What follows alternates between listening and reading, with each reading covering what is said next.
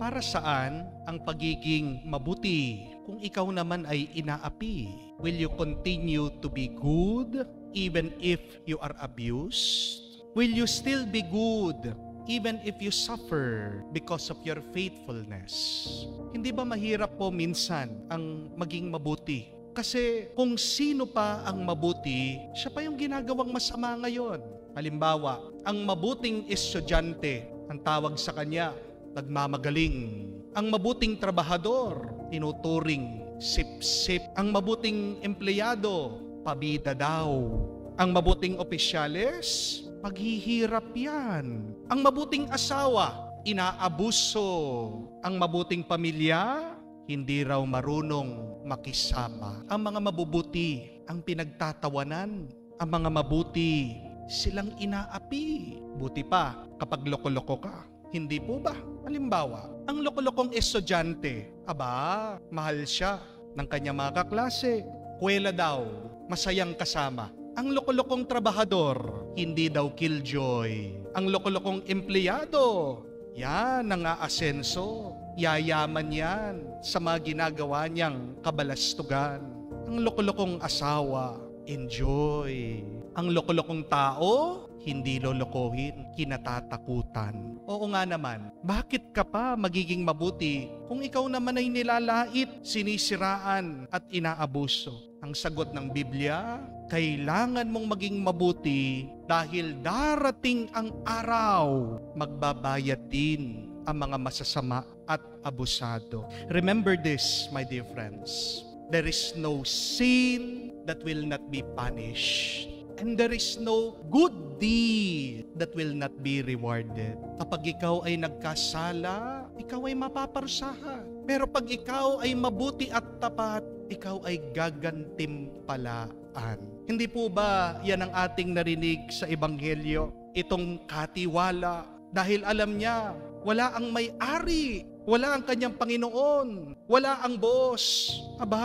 Ginawa niya yung gusto niya. Naging abusado, kumain, nakipag-inuman, at inabuso, sinaktan ang kanyang mga kasama. Lumitaw ang totoong ugali niya dahil wala ang nagbabantay, wala ang Panginoon nila. Pero nang sabi ng ating Panginoon, darating ang may-ari sa oras na hindi niya inaasahan. At dadatnan siya, makikita ang kasamaan na ginawa niya. At dahil dito, siya'y mapaparusahan. Pero kung darating ang may-ari, makikita niya ang kanyang mga katiwala ay tapat, napakalaking gantimpala. Ibibigay daw niya ang lahat ng kanyang ari-arian sa mga mabubuti at tapat.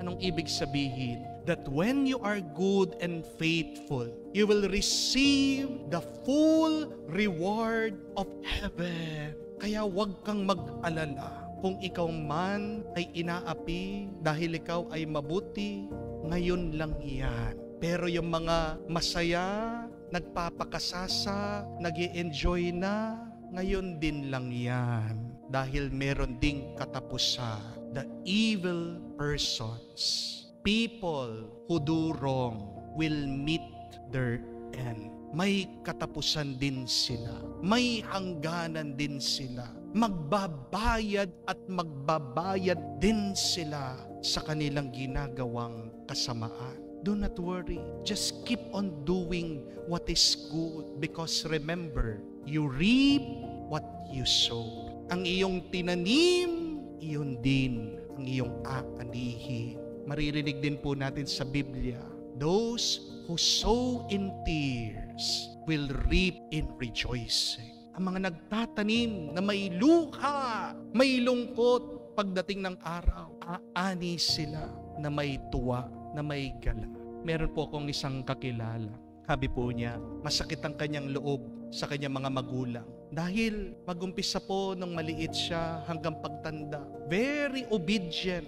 Sumusunod sa kanyang mga magulang. Ginagawa niya lahat ng gusto ng kanyang mga magulang. Gusto po niyang mag-teacher. Sabi ng kanyang magulang, hindi. Mag-commerce ka. Walang pera sa pagtiteacher. Hindi po niya sinundan yung kanyang panaginip para sa kanyang mga magulang. At nung pong siya'y nakapagtrabaho, lahat po ng kanyang sweldo, binibigay niya sa kanyang mga magulang. Pero ang kinakasakit po niya na loob, mas favorite, mas gusto, mas pinagbibigyan yung kapatid niya. Ito ngang kapatid niya, kapag ayaw mag-aral, pinapabayaan lang. Kung anong gusto, binibigay. Kahit na hindi siya magbigay, okay lang. Love na love siya. Kaya nga po, napakasakit para dito sa kanyang kapatid. Tapat naman ako. Mabuti naman ako. Bakit hindi ako minamahal?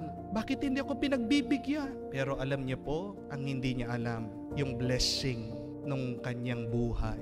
Dahil kung ikukumpara niya po yung dalawa, oo, maaaring hindi siya pinagbigyan, maaaring hindi niya naramdaman yung pagmamahal ng mga magulang, pero tignan niyo po yung buhay ng pamilya niya, nakatapos yung kanyang mga anak. Okay na, yung buhay niya, nagmamahalan sila, walang may sakit sa kanila. Habang ito namang kapatid niya, ang daming sakit. Palagi niyang inaaway yung kanyang asawa. Babaero Palagi niyang inaaway yung kanyang mga anak. Lasenggo Nagkatroma yung mga bata. Ayaw nananatili sa bahay. Pag nandyan yung tatay, umaalis. Ang tanong po, sino ang tunay na pinalad? Sino ang tunay na pinagpala sa kanila? Yes, in the beginning, there was pain and suffering because of the goodness and faithfulness. And yet see, there is a reward for that. Oo, maaring masaya dahil sa bisyo, dahil sa luho, dahil sa kasalanan. Pero tignan niyo po, inaani na yung pagiging pasaway. Tandaan po natin ito. There is no sin that will not be punished, but there are no good deeds that will not be rewarded. Maaring ikaw ay nakakaranas ng pang-aapi dahil sa iyong pagiging mabuti. Pero tandaan mo ito, alam ng Diyos. Nakikita lahat ng Diyos. At huwag kang mag-alala. Ibibigay din niya ang gantimpala ng langit sa mga mabubuti at tapat.